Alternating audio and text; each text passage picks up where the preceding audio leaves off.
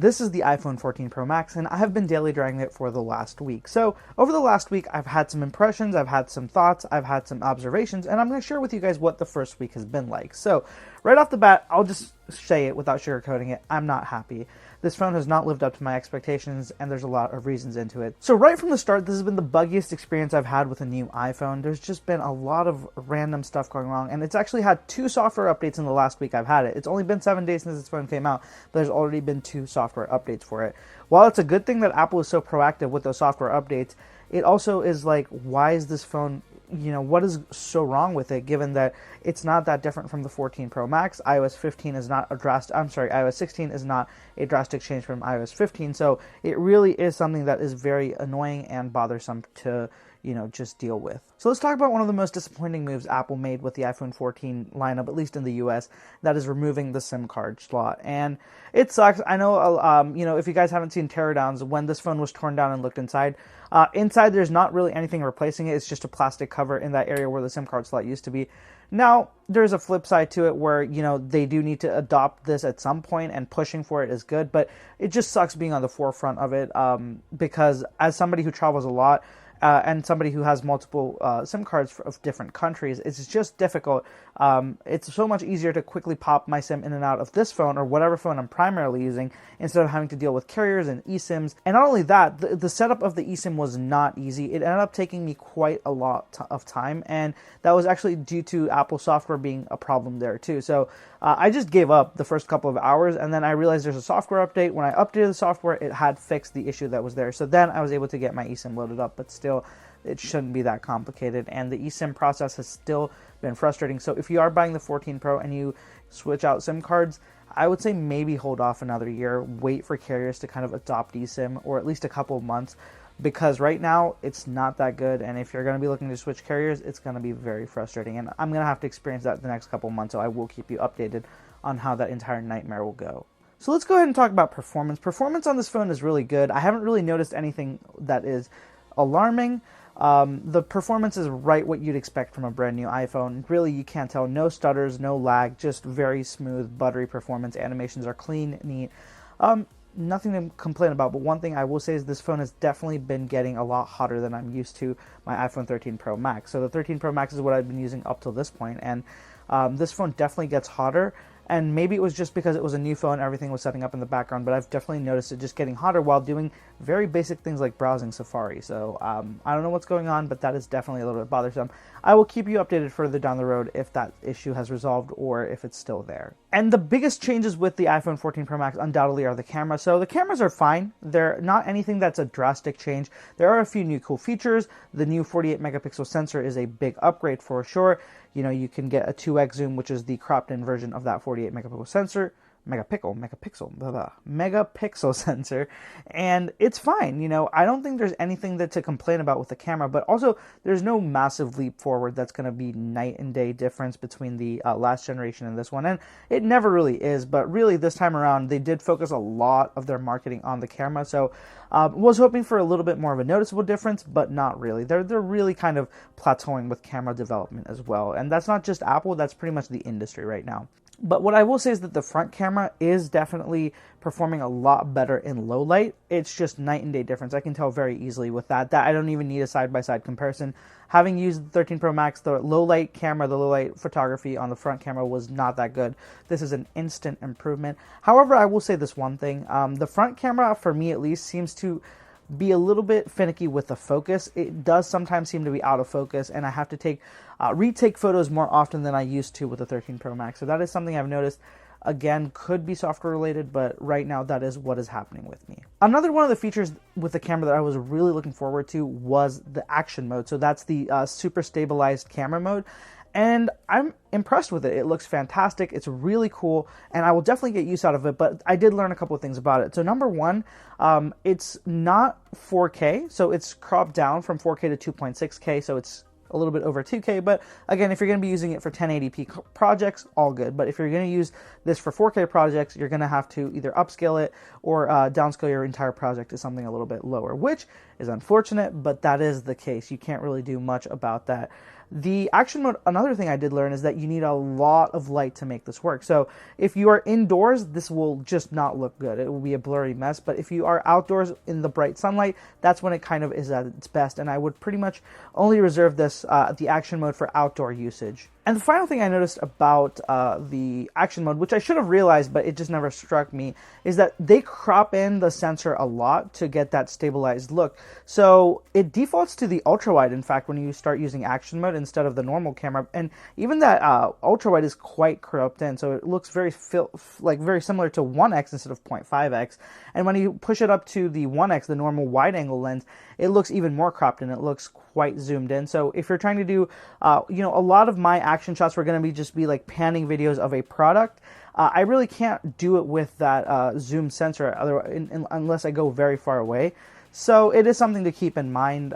But otherwise, it is really cool. And I just compared it, the iPhone 13 with the 14 with the action mode, and it was just crazy how good that difference was. So definitely love that action mode. Just hope it improves over time as well. And let's talk about this display, and more importantly, Dynamic Island. So Dynamic Island is one of the biggest improvements on this display, and I think the Dynamic Island is cool, but there's a lot of buts here. Number one, I feel like the animations and the use of it is very limited, and there needs to be a lot more development. As it sits, it really isn't providing me with a lot more content. Like, sure, timers are cool, and seeing the music cover art and, seeing waveforms of, audio calls, very cool. Doesn't really improve functionality in any sense. Like, that's when things pop up out of here, they're not interactive. You can't really interact with them right there. You can long press sometimes and get a extended pop out, but it doesn't happen every time. So that is a little bit unfortunate. I would like way more integration of the Dynamic Island. It's just something that isn't there right now. That doesn't mean it's never going to be there, but just as it sits, it is not there.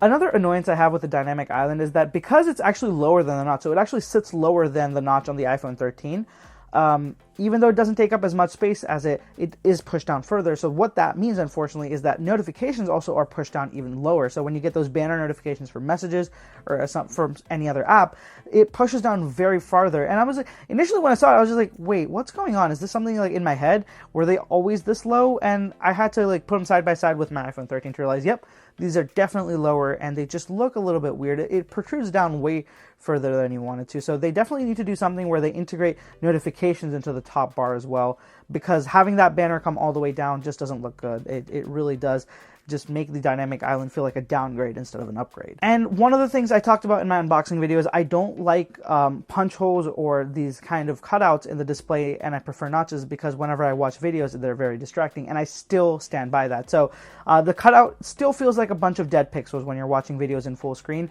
I really like watching videos on my iPhone because it's just such a beautiful screen, and it looks so fantastic. The AMOLED, the bright screen, it's so good, but having that cluster of dead pixels just really sucks. I don't like it. Oftentimes I'll just default to not having videos in full screen at all because I don't like the look of just a bunch of cluster of dead pixels in the middle of my screen. So another display improvement we need to talk about is the always on display. So Apple has brought down the display refresh rate all the way down to 1 Hertz.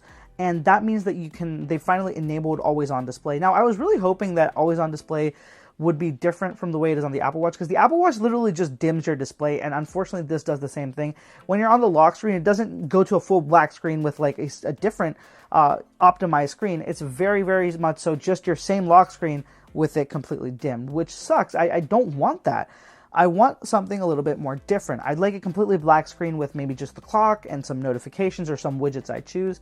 Something like that would be way better than what it is right now. And even the widgets actually turn off when they're locked. So a lot of the widgets don't really work. So like my activity rings and stuff will just not be like turn on. You can't really see them, which sucks. And it's just so frustrating. The always on display really, I'm not happy with it. And I've actually turned it off on my phone too because I'm just not really liking the way it works. And finally, one of the best parts of this display undoubtedly has to be for me the brightness. So it gets up to 2000 nits of peak brightness outdoors, and that's insane. No, like, I can be wearing polarized sunglasses in direct sunlight and still this display looks so bright and so vivid. That's great. That's something that I've really wanted. But the downside to it also is that this phone, it just gets super hot while it's doing that. So especially if you're outdoors in direct sunlight, the phone will heat up so quick and the display will get dim quickly. So this is not sustainable. That peak brightness is just not sustainable for long durations of time, but it is a nice thing to have. And I'm glad that even if it's only for, able to be used for a short amount of time, it still is, because it just makes the viewing experience and usability so much better, especially outdoors. So I want to move on and talk about the thing that disappointed me the most with this phone. Everything else I've said up till this point was not really a big deal, but the one thing that has absolutely just really irked me is the battery life. So I know a lot of people have found the battery life not to be that different from the 13. Some people are saying it's better. For me, it's been worse. And a lot of people have been saying the same thing whenever I've posted about this on Twitter. Follow me on social media if you haven't already. Is that the battery life just is not as good as the 13 Pro. And a lot of people are saying, wait, there's going to be an update. There were suggestions, just try to reset your phone and that should work. But it just isn't, right? I've turned off always on display and it's pretty much on the same settings that it was with my 13 Pro Max. But this gets significantly less battery life. And I'm not talking like I'm talking almost 25 to 30% difference. So I was able to get 10 plus hours of battery life easy out of my iPhone 13 Pro Max. And I'm saying screen on time. With this phone, I'm getting about 7.5 hours of screen on time per charge. And every single day I've had this phone so far, I have had to charge it up in the kind of middle or like evening part of the day, because it just isn't. Even right now, it's sitting at 13%, which is unfortunate. I unplugged the phone at about 8 a.m. It had 100% charge, and it's already down to 13% charge. So I don't know what's going on. It's just not as good as the 13 Pro Max was for me. So rounding everything up, a week with this phone, and I do like this phone. I'm not going to be getting rid of it or anything, but I am not happy either. I am disappointed with the, battery life. I am disappointed with a lot of things on it so far. A lot of these things do luckily seem to be software fixable. Updates might fix it, but I'm not going to think about the might. I'm thinking about it right now. If you buy this phone right now, the experience I'm getting, I don't think I can recommend it. So right now, I would say if you're trying to look at an iPhone 14 Pro Max and you're not desperate for an upgrade, you don't need one right now, I would say hold off on it, because as the phone sits, it's hard to recommend. Yes, a lot of these issues are going to be fixed by a software update, and I can confidently say that, but I never like to judge a product based on what it might get in the future, because there's no guarantee. Apple might not ever fix these problems in software updates. Now that being said, they usually do, and they have a good track record of that, but as it says today, hard to recommend just because of all the changes. Now, it doesn't mean it's a bad phone. It's just when you're coming from something like the 13 Pro Max, this feels like a downgrade or a side grade in many ways, or you really aren't getting a lot of new things. It seems like things have just been changed a little bit to make it feel different. But I still am impressed with a lot of features. I do like that the phone is, they're moving away from the notch and trying new things. I have been saying the notch should get smaller. I just was hoping they wouldn't go with this kind of cutout thing and go for a smaller notch or come up with some sort of other innovation instead of what they have today. Other than that, I am, I think that I'm just going to keep testing this phone and giving you guys updates on it. I want to know what you guys think. If you've been using the 14 or 14 Pro, 14 Pro, Pro Max, whatever, let me know down in the comments below what your experience has been like so far. Have you enjoyed it? Have you had any similar problems? Whatever it is, I'd love to hear it down in the comments below. And if you haven't already, be sure to follow me over on social media. I'll have all the handles right here on the screen, and of course, link down in the description below. A lot of the behind the scenes of testing this and everything going on over there, so be sure to check that out.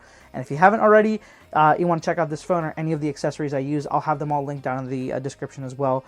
It really helps when you use those links, guys, so I always appreciate it. That's going to be it for this one, guys. Subscribe for more iPhone 14 Pro content, a lot more coming your way, and I will catch you in the next one.